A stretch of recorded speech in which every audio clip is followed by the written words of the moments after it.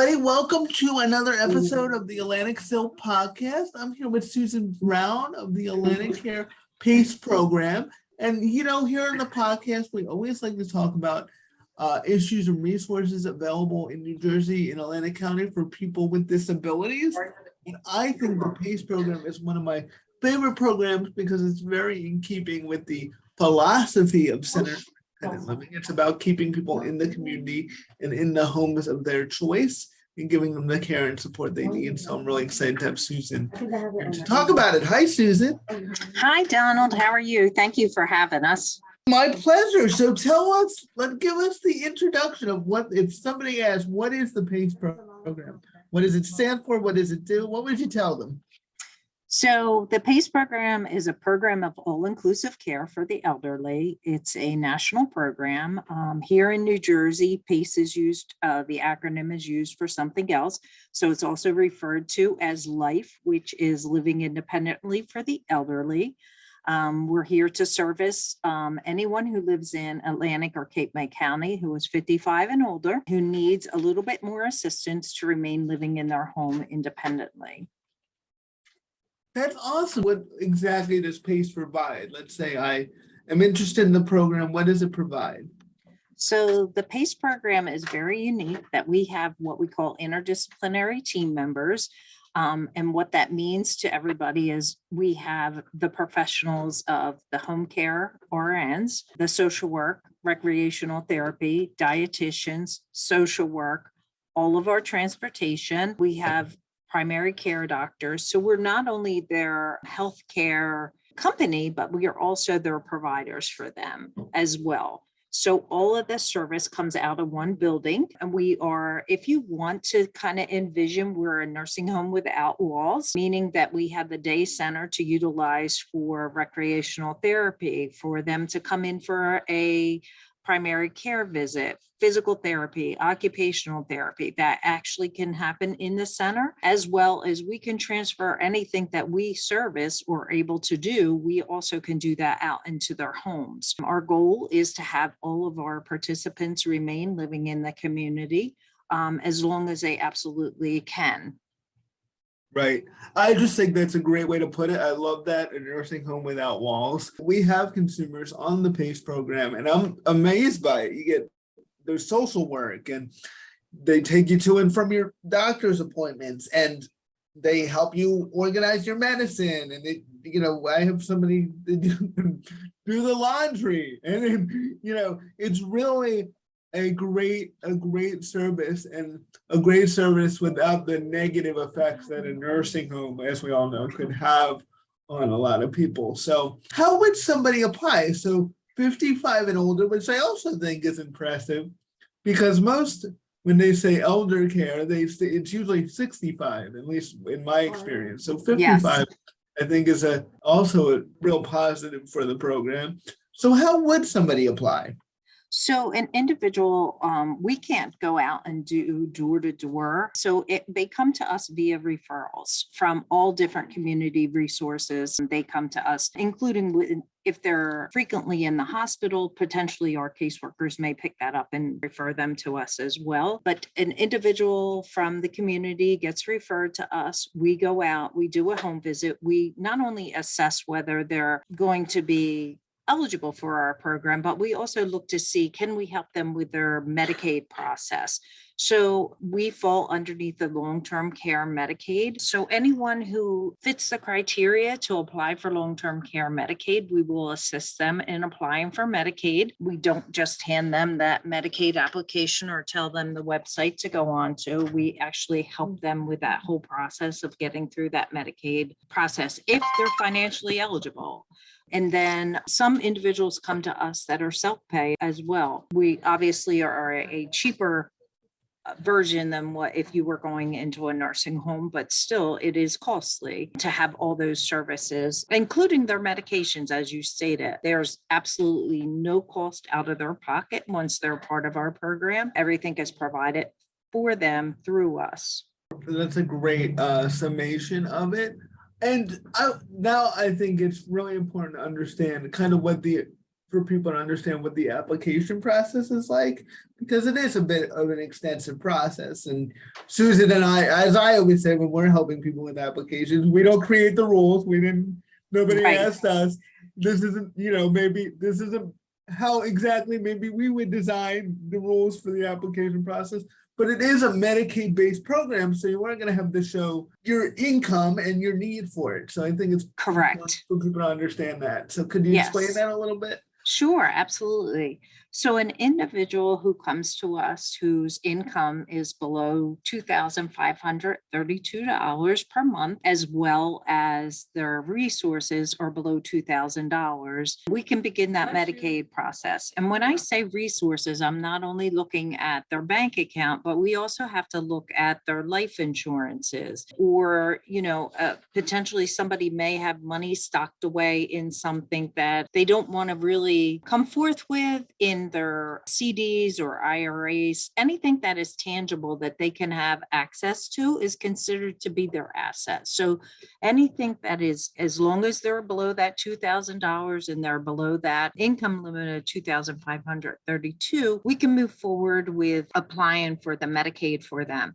Now, in the process, like I said, it's a 5-year look back that the Medicaid office does. So in that process of that 5 years, an individual could have came to us in multiple different ways. They may have been working 4 years ago. They may have had a larger income. There may have been some mishapped spending that has happened early on in that 5 years.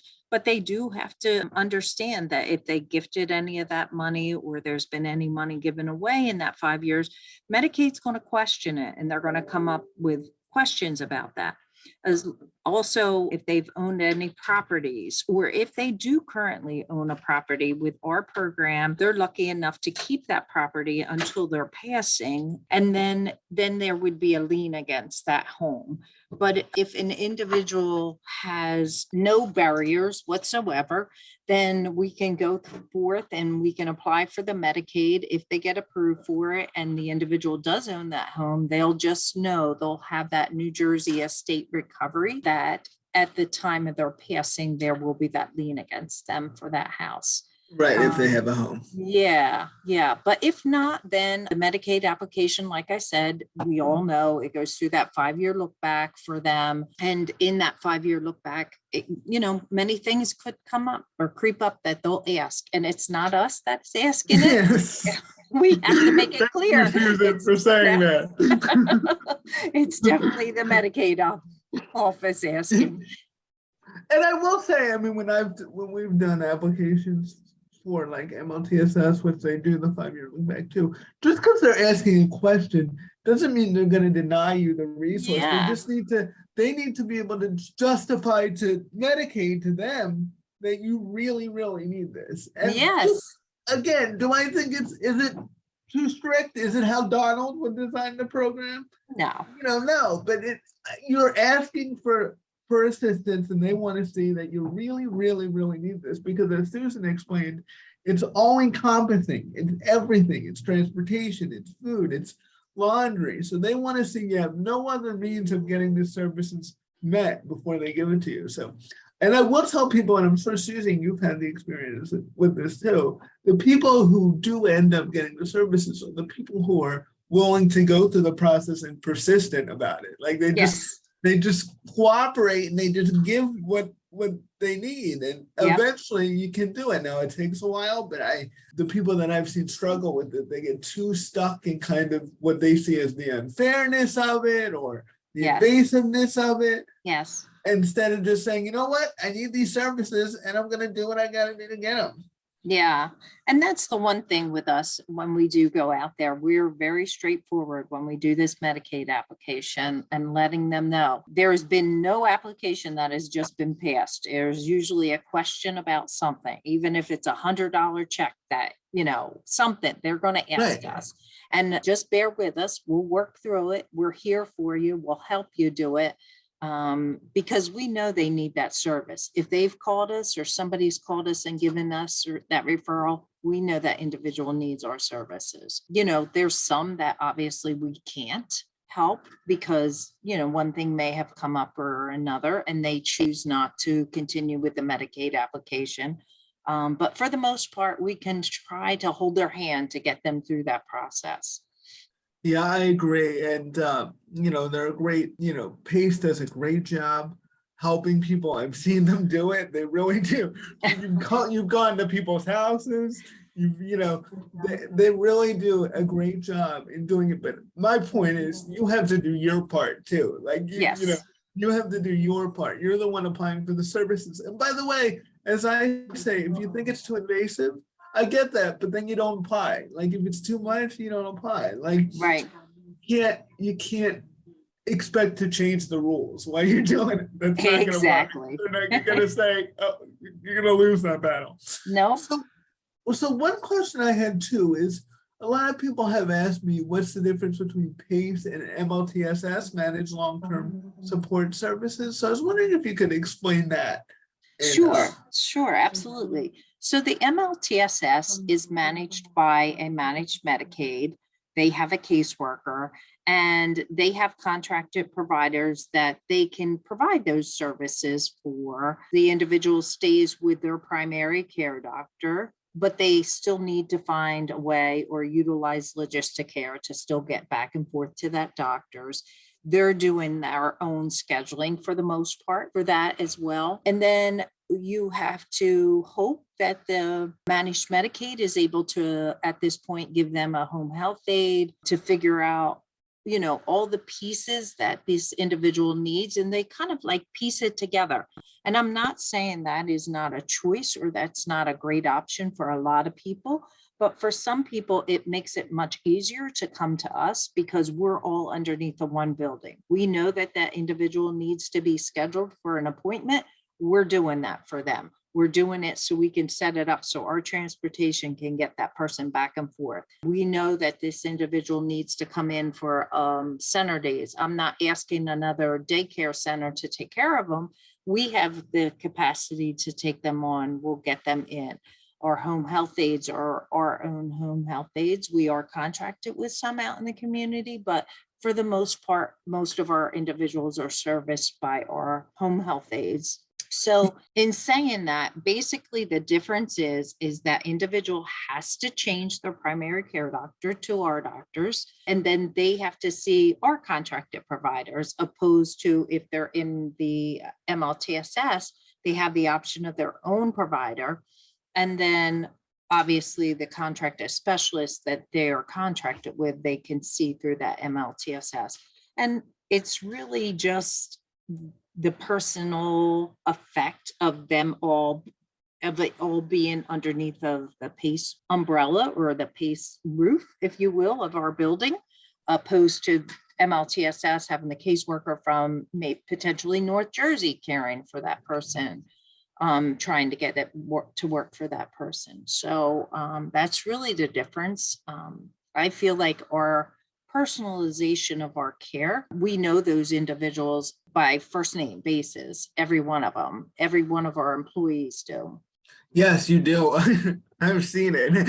And I would say the way you explained it is really, really good. Because sometimes I talk to the people we help. I say there are trade-offs in these things. So PACE, you do have to give up your doctor. So maybe you have to give up your doctor. So if you're comfortable with your doctor and the people you're seeing, maybe you say, MLTSS works better for me because I'm more comfortable with my team. But the positive side of PACE is it really, a lot of things say they're all encompassing, but really aren't. PACE is, they're scheduling your appointments. They're picking you up, taking to your appointments. They're talking to your doctor. Like it's one team. It's like your own personal team working around to get you what you need. So that comes with some benefits too, because, a lot of people with disabilities and people elderly, like the less complication there is, the easier it is for them. The less, the more people are on the same page, the easier it is for them. So I just think that's important for people to understand that when you're thinking about this, either MLTSS or PACE for you and your loved one, that is that trade-off, but you gotta think what works better. And it really, I always say it depends on what you want to do. And I know Susan's like that too. We don't want to force you to do Absolutely. anything you don't No, want to do because that's not gonna work nope. anyway. But you just gotta think through kind of what your options are. And I get confused on this too. Does MLTSS have an age limit? Are they only for 55 and older? Do you know? MLTSS's program is for 62 and older. Okay. Yeah, All yeah. right. Good to know. That is good to know. Because I think people need to know those things too. Anything else you want people to know about PACE? Kind of what to expect? Here's a good question. What is the ideal candidate for PACE? And people were thinking, what if I have somebody or me personally should apply? What would you say is the ideal candidate?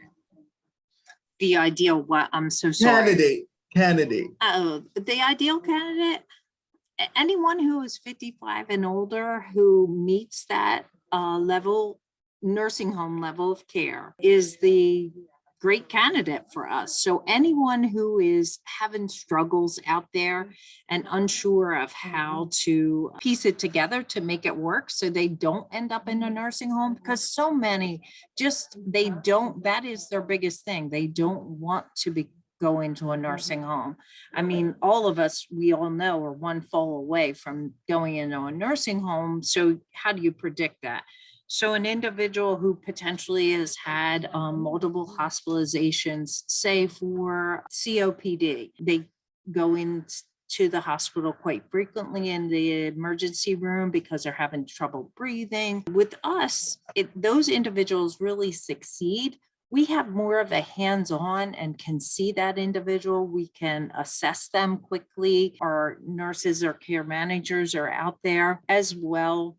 The transportation may pick up, so-and-so seems like they're having a little bit of difficulty breathing today. We're going to go see them. We're not going to wait until it progresses to the point that it's in the middle of the night and they can't breathe any longer. Right. So, I feel like anybody who has any kind of multiple chronic conditions, it's good for us to go ahead and take a look at them to see if we feel that they're a great candidate for us, and are they meeting those level of care needs. So many people get, oh, well, I can still do this. We want to encourage you to do as much as you can do, but sometimes it's just that added level or layer that kind of helps them remain living out in that community.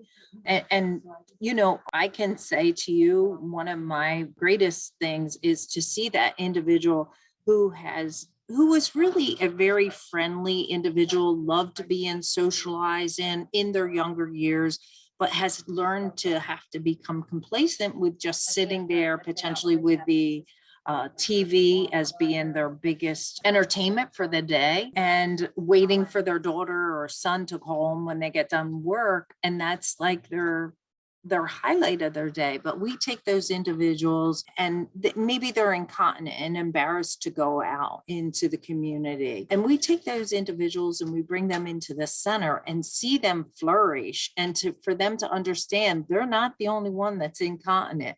And they have the opportunity to socialize and gain friends or reconnect with somebody they maybe worked with 20 years ago. And then to see their smiles on their faces when you walk into that center is just an absolute joy. Yeah, I agree. I think, the ideal candidate to me is like somebody who maybe is fearing going to a nursing home, or you got a loved one who needs some extra support and you're wondering how you do this, but you still want to be independent. And, I think the message from PACE and similar to CILs, it's just because you need help with something doesn't mean you have to give up all your independence. Yep. And I think that's the message we try to drive home. And you're right. I think just giving people a routine and something to look forward to and a sense of community, and like, oh, I got to be up at 9:30 because the bus is picking me up to take me to the center. Like that stuff, even that stuff is important because it's just it just makes you feel alive and responsible instead of just waiting for that phone call. So, instead of, I know somebody in PACE, they got a whole schedule and they know when somebody's coming, and it becomes kind of their main support. And you guys encourage independence. That's why you have the PTs and the OTs. Yeah. So you're improving people's conditions while you're doing it. That's why I think it's such a important program and really something that other states should model. And this is important too. It is a state-based program, right? Because I get that question. I've had that question before. Like, is PACE in Texas? And I'm like, no, not.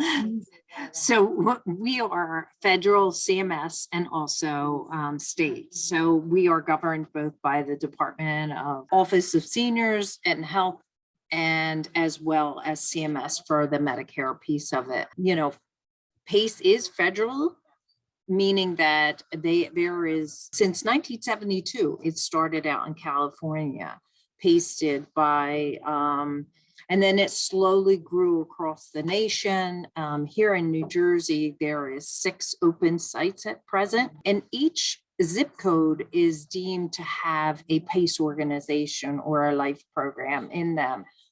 It's just so happened that AtlantiCare's Life Connection Program services Cumberland and Atlantic County. But, you know, down the road in Inspira, they also service Gloucester, Cumberland, and, you know, I mean, so each PACE program services a different zip code. We're not in competition with each other. We just service the different zip codes to our area. So if somebody is moving out of New Jersey, they should look and see if there's a PACE program or a similar type of PACE program in their area. Correct. We have an individual who currently is going to be moving down to North Carolina. So we're connecting her to a PACE program down in North Carolina. I just recently had an individual who moved from Burlington County out of a PACE program and is moving into ours and enrolling with us for August 1st. So yeah, you can go between PACE programs. You just have to meet that state's guideline. Right. And I would tell people, do your research, because states are different. They are different. They do have a lot of flexibility in what their program is. And sometimes people will come to me and say, well, I got this in New Jersey. And I'm like, well, you're not in New Jersey anymore. That's right. That's right. It's a different world. Well, thank you so much, Susan. What's the first step people should take if they're interested in the program? Who should they call? What should they? They should actually call the AtlantiCare Life Connection number. And I'll give you that. It's 609-572-8588. And then you will hit extension 2, which will bring you to the enrollment directly to our phones. So even if you have to leave a message, most of the time someone's here to answer the phone call. But if not, and a message has to get left within 24 hours of a business day, we will get back to you. Absolutely. Yeah, I think you guys are very responsive. I deal with all kinds of people all the time. You guys are very easy to get a hold of. And, so I would encourage anybody, just, I always say, it's not a marriage proposal. You can call and talk to Susan, see if the program is right for you, and then see if you want to go through the process. But I think the important message that I want people to take is there are other options besides a nursing home for people who are kind of feeling, losing some of their independence and concern. Because I know that I understand that terrifies a lot of people who are elderly and with disabilities who are just saying, just because I need help with something, I don't want to end up in a nursing home. Like, I don't want to give it all up. Exactly. Yep. And we'll help support that to keep you out as long as it's, safe for that individual. Absolutely. And what PACE has shown, because this has been, as we close up here, this has been, a debate going back to, when independent living centers were formed back in the civil rights era, is that actually it is a lot more effective to keep people in the community, and it's cheaper and absolutely healthier. And it is possible, because sometimes people say, well, I don't think it's possible. Well, PACE shows actually it is possible. They got people doing it every day. So just if you're thinking about it, I encourage you to make that call. And thank you, Susan, for taking the time to do this with us.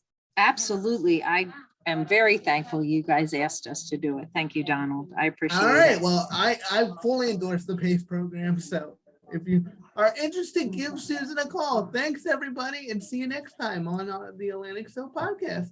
Bye. See you. Thank you.